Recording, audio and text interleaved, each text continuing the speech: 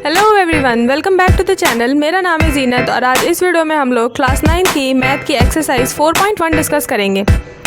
Exercise 4.1 के question number first में write है the cost of a notebook is twice the cost of a pen. Notebook की cost pen के cost की 2 times है। Twice का मतलब होता है 2 गुना, यानी कि नोटबुक की कॉस्ट जो है वो पेन की कॉस्ट के 2 गुनी है। तो क्वेश्चन में राइट कर रहे हैं, हमें क्या करना है, write a linear equation in 2 variables to represent this statement. तो हमें यहाँ पे इस स्टेटमेंट को रिप्रेजेंट करती हुई एक लीनियर इक्वेशन राइट करनी है इन 2 वेरिएबल, यानी कि 2 वेरिएबल मान के हमें यहाँ पे लीनियर इक्वेशन राइट करनी है। और आपसे यहाँ पे हिंट दी गई है कि take the cost of the notebook be x, के नोटबुक की कॉस्ट को आप एक्स मान लीजिए और जो हमारा पेन है उसकी कॉस्ट को आप वाई मान लीजिए। तो बस हम यहाँ पे राइट कर देंगे, बोला गया है the cost of a notebook is twice. तो cost of a notebook question ने क्या मानने को बोला है हमें, एक्स। तो यहाँ पे हो जाएगा, हम राइट करेंगे अकॉर्डिंग टू क्वेश्चन क्या हो गया कि नोटबुक की कॉस्ट यानी कि x is equal to twice है तो 2 लगा दिया, 2 times the cost of a pen. और पेन का कॉस्ट हमें क्वेश्चन ने खुद ही बोला है कि आप उसे y एज्यूम कीजिए, तो यहाँ पे हमने राइट कर दिया y। तो बस ये बन गई हमारी लीनियर इक्वेशन इन 2 वेरिएबल्स। अब ये लीनियर इक्वेशन तो है क्योंकि लीनियर इक्वेशन वो होती है जिसमें मैक्सिमम डिग्री ऑफ पॉलिनोमियल जो हो वो 1 हो। तो देखो यहाँ x की पावर भी 1 है और y की पावर भी 1 है, यानी लीनियर इक्वेशन तो है। और 2 वेरिएबल कैसे कि x भी है और y भी है, तो यहाँ पे 2 वेरिएबल्स का यूज़ किया जा रहा है, इसीलिए हम इसे बोल रहे हैं लीनियर इक्वेशन इन 2 वेरिएबल। तो बस यही फर्स्ट क्वेश्चन का आंसर हो जाएगा। अब क्वेश्चन नंबर 2 में राइट है express the following linear equations in the form of ax plus by plus c is equal to 0 and indicate the values of a, b and c in each case. यानी जितनी भी हमें यहाँ पे linear equations दी जा रही हैं उन्हें हमें ax plus by plus c के फॉर्म में डिनोट करना है और फिर बाद में हमें ये भी बताना है कि इस इक्वेशन में a, b और c की वैल्यू क्या है। तो अगर हम सेकंड का फर्स्ट पार्ट देखें तो फर्स्ट पार्ट में राइट है 2x plus 3y is equal to 9.35 के ऊपर बार। 35 के ऊपर बार है, यानी ये non terminating repeating decimal expansion right है और 5 जो है बार बार रिपीट हो रहा है इसमें। तो यहाँ पे उस चीज़ का कोई मतलब नहीं है, हम लोग ये सब फर्स्ट चैप्टर में पहले ही पढ़ चुके हैं। तो अब यहाँ पे हम इसे पहले ax plus by plus c के फॉर्म में करें तो क्या करना पड़ेगा, हमें जो कांस्टेंट वाला टर्म है हमें इसे इस तरफ ले जाना पड़ेगा। तो ये राइट हो जाएगा 2x प्लस 3y माइनस 9.35 के ऊपर बार। और जब हम इसे यहाँ से यहाँ ले गए लेफ्ट हैंड साइड तो यहाँ पे राइट हैंड साइड में सिर्फ क्या बचेगा, 0 बचेगा। तो अब हम देखेंगे कि ये वाला जो हमारा फॉर्मेट है वो हमने कर लिया है ax plus by plus c is equal to 0 के जैसा। अब हम इन दोनों इक्वेशंस को जब कंपेयर करेंगे तो पता चलेगा कि x और x तो सेम राइट है, यानी a की वैल्यू कितनी है, +2 है। फिर हमारे पास जो हमारा b है, b की वैल्यू है +3 और जो c है, c की वैल्यू है -9.35 के ऊपर बार।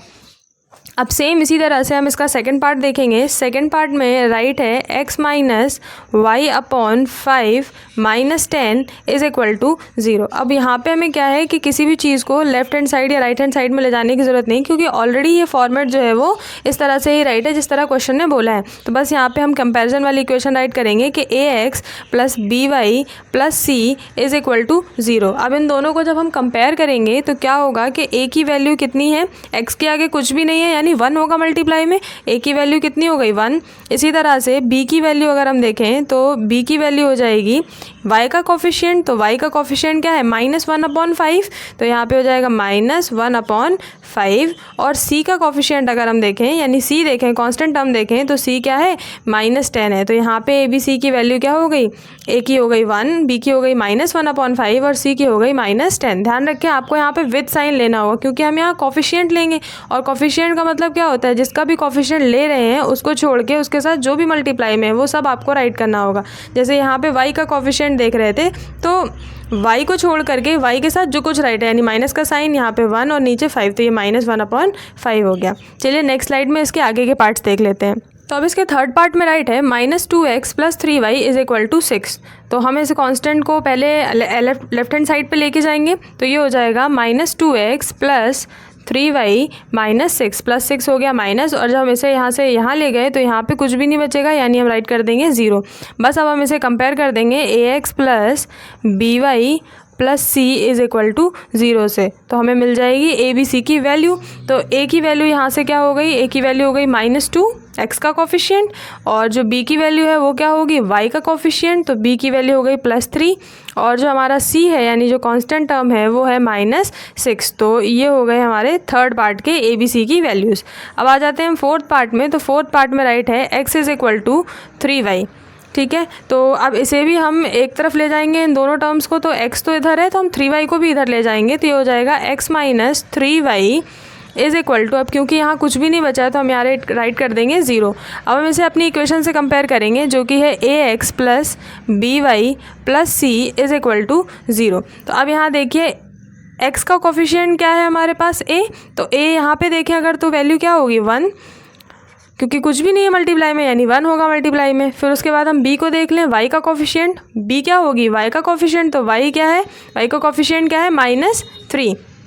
अब उसके बाद c देखें यानी कांस्टेंट टर्म, तो आप देखेंगे यहाँ पे कोई भी कांस्टेंट टर्म राइट नहीं है। तो जब कुछ भी नहीं है तो हम क्या बोल सकते हैं कि ये 0 है, क्योंकि 0 + 0 यहाँ करने से कोई फ़र्क नहीं पड़ेगा। यानी इसे ऐसे भी लिख सकते हैं कि x - 3y + 0 = 0। यहाँ 0 रखने से कुछ भी नहीं होगा। और अब जब हम इस इक्वेशन को इससे कंपेयर करेंगे तो आपको क्लियरली विजिबल होगा कि जो c है वो क्या होगा, 0 हो जाएगा। तो इस तरह से राइट करने की कोई नीड नहीं है, लेकिन फिर भी हमने आपको बता दिया। अब चलिए नेक्स्ट स्लाइड में और भी पार्ट्स देख लेते हैं इसके। अब हमारे फिफ्थ पार्ट में राइट है 2x = -5y।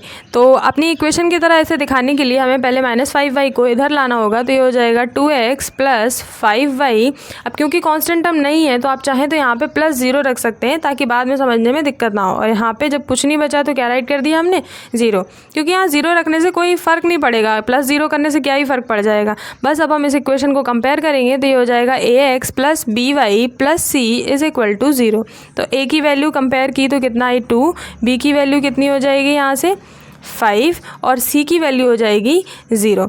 तो अब इसके बाद हम लोग देखते हैं सिक्स पार्ट को। अपने सिक्स पार्ट में राइट है 3x + 2 = 0।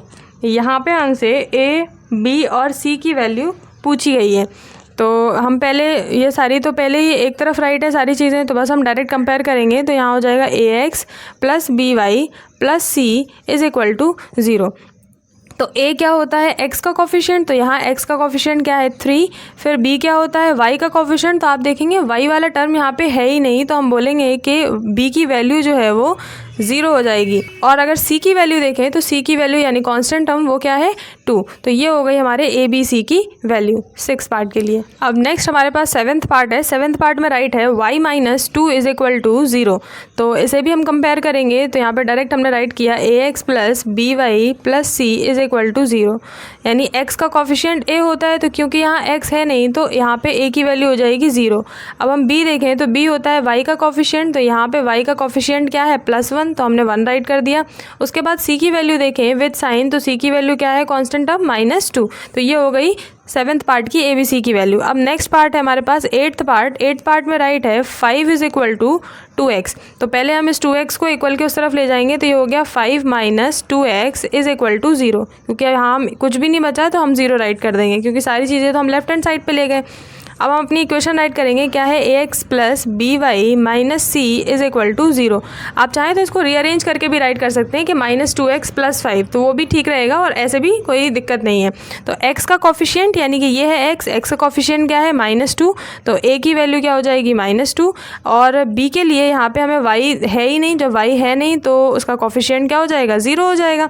और फिर c को देखें अगर हम कांस्टेंट टर्म, तो वो क्या है +5 है, तो यहाँ पे हो जाएगा +5। तो ये हो गए हमारे 8 पार्ट का a, b और c की वैल्यू। अगर आपको वीडियो पसंद आई हो तो प्लीज़ वीडियो को लाइक कीजिए और चैनल को सब्सक्राइब कीजिए। तो आज की वीडियो में बस इतना ही, मिलते हैं हम लोग नेक्स्ट वीडियो में। Thank you so much for watching.